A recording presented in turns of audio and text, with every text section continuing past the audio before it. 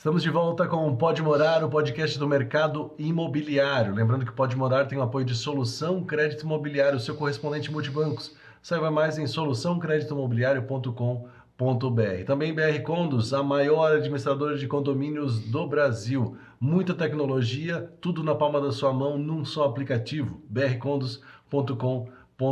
Mast Soluções Contábeis, a contabilidade da construção civil. Se você é engenheiro, se você é arquiteto, se você é construtor, incorporador, dono de imobiliária, corretor de imóveis, a Mast é a empresa que entende do seu segmento.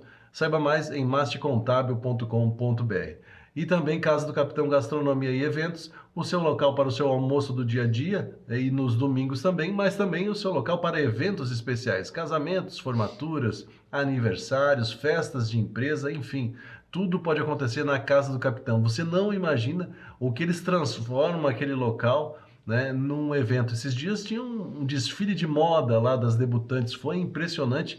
Você acompanha até inclusive algumas fotos do que eles fizeram lá em Casa do Capitão Joinville nas redes sociais. E o tema nessa edição do programa é acessibilidade. Recebemos aqui o meu amigo engenheiro arquiteto, aliás, Mário César da Silveira. Mário, a gente estava falando no bloco anterior sobre as questões de acessibilidade. Lembrei de muitos amigos nossos em comuns, né, que também são dessa causa.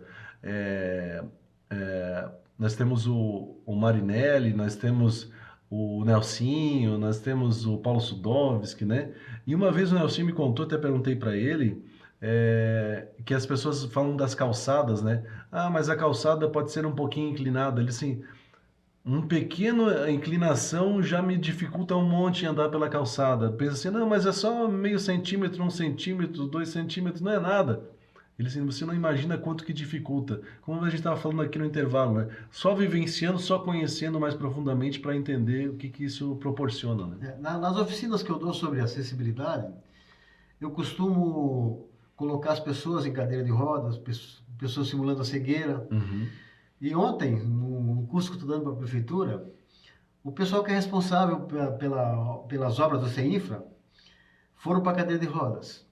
E eles perceberam, em calçadas que tem mais do que 3% de inclinação, os 3% eu considero necessário, até porque a cidade é muito úmida, muita chuva, então tem que ter escoamento de água. Uhum. Mas além de 3 centímetros, a tendência da cadeira é ir para fora. Uhum. E se você não tem a mesma força nos dois braços, isso fica pior ainda. Uhum. No caso do Marinelli, por exemplo, com a cadeira motorizada, é impressionante o esforço que ele tem que fazer com a cadeira motorizada para ela andar em linha reta quando a calçada é mais inclinada do que 3%. Pois é. É muito grande. E para o cego, também, como o cego ele precisa de todos os sentidos para se orientar, quando ele está num local com muita inclinação, ele perde um pouco a referencial da guia, né? Porque ele é sempre jogado para fora. Sim. Então ele é obrigado a se concentrar, a se manter na linha. Então ele acaba perdendo outros sentidos por causa da concentração que tem que ser para se manter na linha. Uhum. Então, cada uma das pessoas que você citou são deficiências bem diferentes, né? Sim.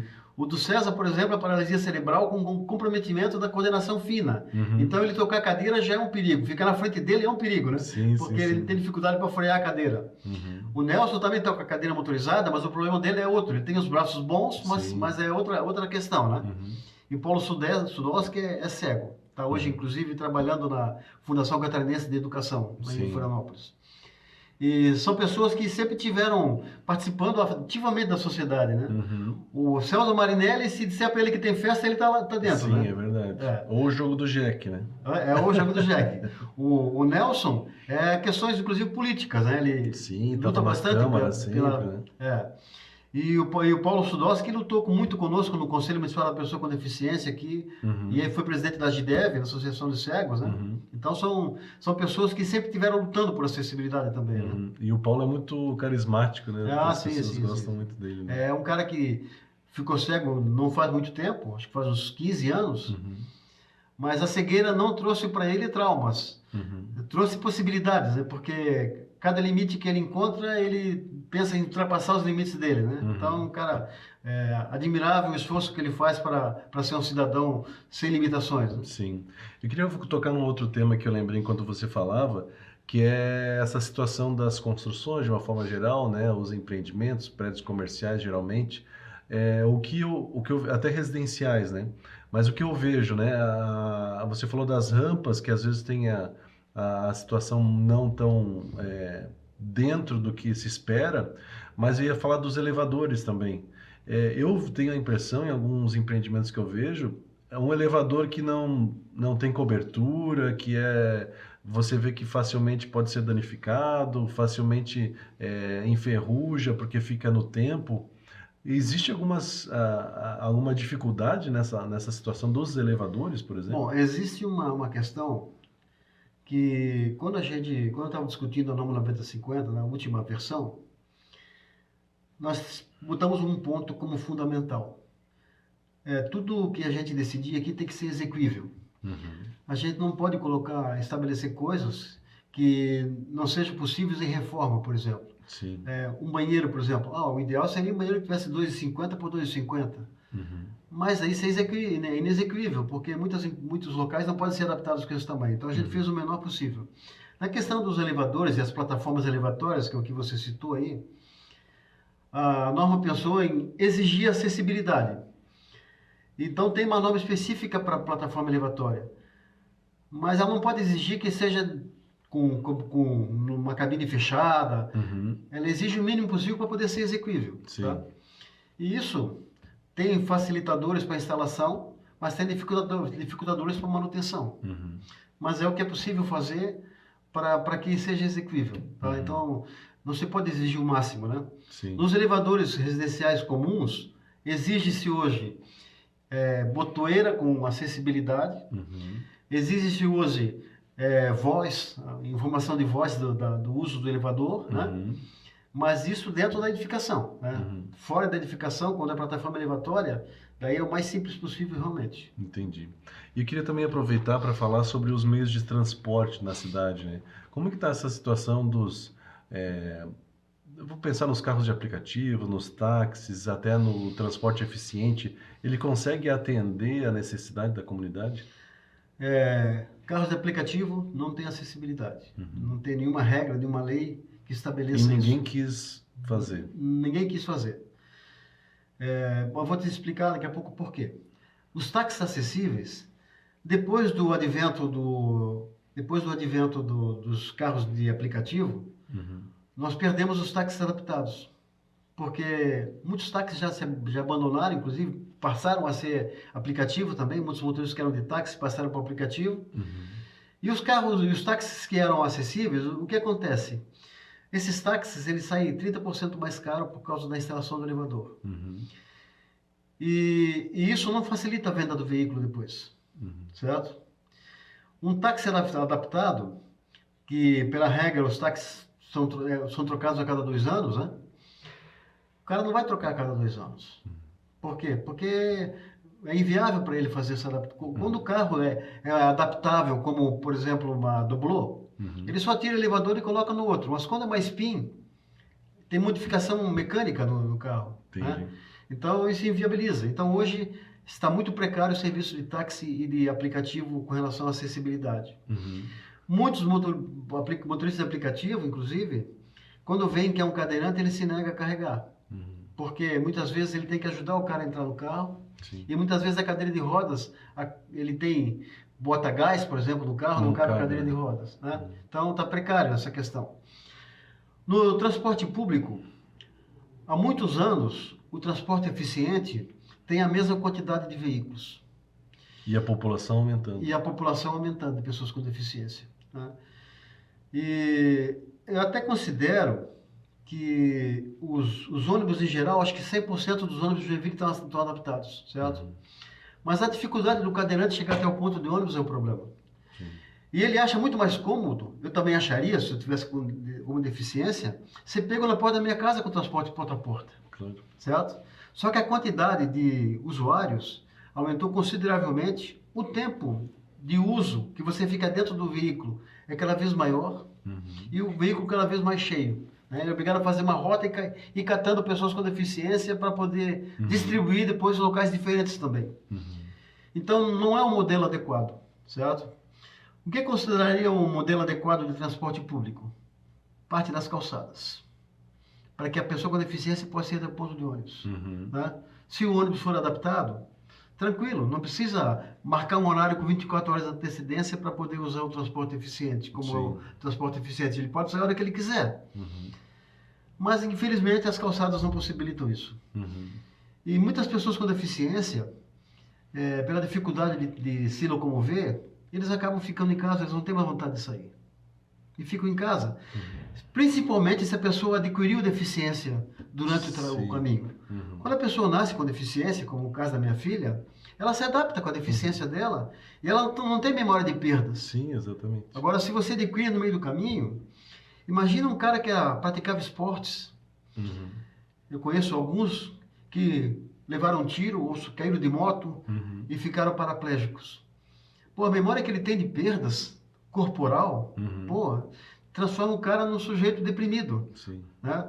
Se ele não tiver uma família que faça com que ele tenha o máximo de autossuficiência em casa, não trate ele como coitadinho, se a família for positiva, esse cara talvez consiga se habituar bem com o novo processo. Mas se a família começa a tratar ele como coitadinho, a partir daquele momento, ele não se recupera emocionalmente e tem dificuldade para se enquadrar na sociedade. E esses caras não usam o transporte. Usam quando necessário o transporte porta a porta. Né? Senão, eles não querem ser ajudados. Né? Esse é um problema. Quando você adquire uma deficiência e começa a necessitar que os outros te empurrem, você começa a achar que você está incomodando, né? Você perde a dignidade, porque perdeu a autossuficiência, né? Então, é problemático, principalmente em idosos, né? Quando o idoso vai para a cadeira de rodas, é muito difícil você ver o idoso tocando a cadeira de rodas, você vê alguém empurrando a cadeira do idoso. Imagina um cara que viveu a vida inteira para ser autossuficiente, chega no final da vida, ele é empurrado para cima e para baixo. Esse sofre para se adaptar. E daí você escuta o idoso dizer assim, só estou esperando a morte chegar. Pô, daí é triste demais. Né? E você me fez lembrar também uma situação que num programa de TV, há uns anos atrás, eu lembro que fizeram uma reportagem com uma menina que ela não tinha os 2 braços. E ela fazia tudo com os pés, né? Ela dirigia com os pés, ela escovava o dente com os pés, ela escovava o cabelo com os pés, enfim, fazia tudo isso. Acho que tinha filhos também, trocava fralda, fazia de tudo. E aí, nessa situação, o apresentador perguntou para ela, né? Mas não é difícil fazer isso com os pés? E aí ela disse assim, não sei, eu nunca tive mãos para fazer com as mãos, para mim é normal. Para mim esse é o normal. Né? Então, eu acho que é basicamente isso. Quando a pessoa já teve os movimentos das pernas, ou enfim, quando ela perde alguma coisa, e ela vai sentir falta daquilo, né? É muito mais difícil. E como você falou, né, essa autossuficiência, eu posso fazer, não, eu preciso de alguém para ir no banheiro, a pessoa realmente tem que ter muita força de vontade e esse grupo de apoio é muito forte para a pessoa se manter. E queria aproveitar e você contar um pouco dessa situação da sua filha, como que você conseguiu, né, fazer ou partiu dela essas questões que envolvem fazer rapel, fazer tudo que ela já fez? Bom, a Carolina sempre teve uma coisa que me surpreendeu. Determinação. Ela sempre teve determinação. Os esportes radicais foi a escolha dela. Sempre que ela atingia um objetivo, ela queria um prêmio por aquele objetivo. Então, ela escolhia um prêmio no esporte radical. Né? Então, quando ela foi fazer... Quando ela estava fazendo o 5º ano, ela tirou 2,5 em matemática e precisava melhorar a nota dela para passar de ano. Eu precisava tirar 9,5. Então ela falou para mim, pai, se eu conseguir tirar 9,5, você deixa eu escolher um prêmio? Eu falei, deixo. Você fala o que você quiser. Ela ficou 15 dias enfornada no quarto dela e tirou 10 na prova. E daí, o que você quer fazer, filha? Quero fazer rafting em Ibirama. Porque ela tinha um amigo que estudava com ela, que o pai dele fazia rafting em Ibirama. Daí ela ficou empolgada e fez. Nesse mesmo dia, ela acabou fazendo um rapel de 65 metros. E depois ela fez bungee jump. Né? Mas foi escolhas dela. E ela é tão determinada que para fazer paraquedas, eu falei para ela que ela não ia fazer paraquedas, que era muito perigoso, que paraquedas é paraquedas. E mesmo que fosse salto duplo, na hora do pouso, ela precisaria das pernas. Sim. Então, o que ela não ia fazer? Ela falou, pai, mas se eu passar no vestibular para psicologia, você não me dá de prêmio? Eu falei, não, filho, eu não vou te dar de prêmio. Ela passou no vestibular e pediu para mim para saltar de paraquedas. Eu falei, não vou fazer. Eu pesquisei no Google, encontrei um cara que queria cobrar R$ 650 para saltar de paraquedas. Eu falei para ela, não, tu não vai saltar. E de mais a mais, eu preciso desses R$ 650 para pagar a tua matrícula na faculdade, então esquece. 3 anos depois, não falou mais no assunto, 3 anos depois me chamou no quarto dela, mandou sentar na cama e me entregou um saco de moedas com R$ 650. E falou, pai, eu quero saltar de paraquedas. Ou você vai ser meu parceiro agora, ou eu vou soltar depois que fizer 21 anos. Você não vai poder me proibir, mas eu vou soltar de paraquedas. Né? Então, ela colocava isso como um prêmio para ela. Sim. Cada vez que ela sempre disse que ter deficiência para ela era um prêmio. Por quê? Porque ela tinha muitas limitações, então tinha muitos motivos para decidir superar as limitações dela. Quem não tem limitações se acomoda com seus limites, né? Ela não se acomoda com os limites dela, ela quer ir além. Essa é a grande força da Carolina. E ela continuou com isso agora com mais idade? Ela tem alguns sonhos ainda para realizar? Ela tá focada agora, como ela está trabalhando de psicóloga na Escola Agrícola de Araquari, ela está focada no trabalho dela, muito focada. Porque os adolescentes hoje são muito problemáticos e procuram muito para resolver problemas psicológicos. Então essa é a função dela hoje.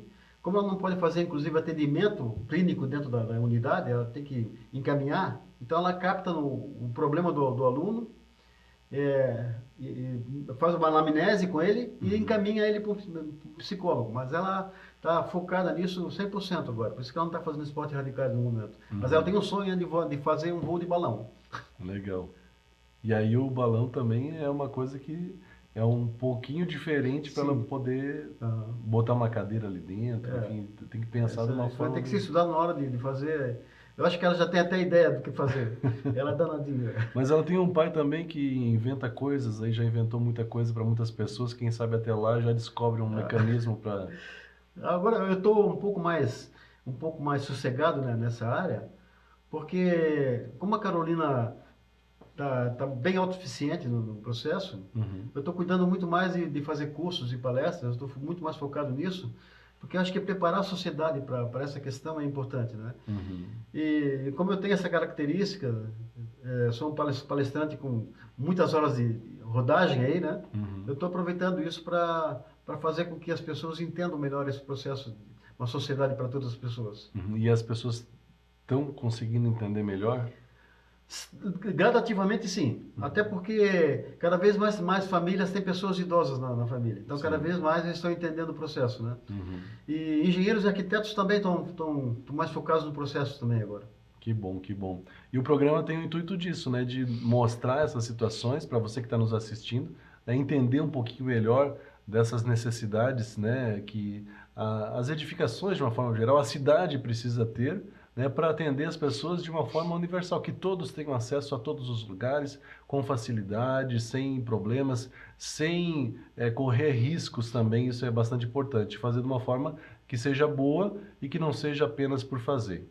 Esse é o tema desse programa, a gente vai para um rápido intervalo e na sequência tem mais acessibilidade aqui no Pode Morar.